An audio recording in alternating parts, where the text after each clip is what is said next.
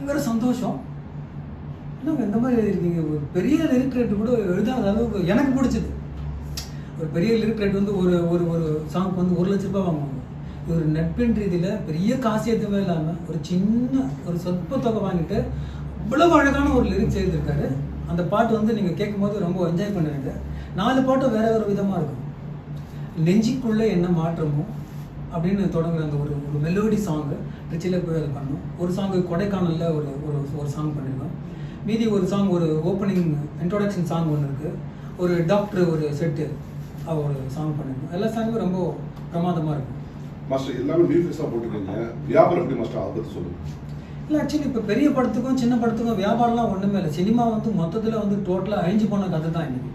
Cinema நம்பியெல்லாம் யாருமே இல்லை. சும்மா ஏதோ ஒரு பொழுதுபோக்கு மாதிரி தான் இன்றைக்கி பண்ணுறாங்க சினிமாவை. ஏன்னா சினிமான்றது வந்து பெரிய ஒரு கார்பரேட் கையில் போயிடுச்சு. சின்ன ப்ரொடியூசர்லாம் யாருமே இல்லை. ப்ரொடியூசர்ஸ்லாம்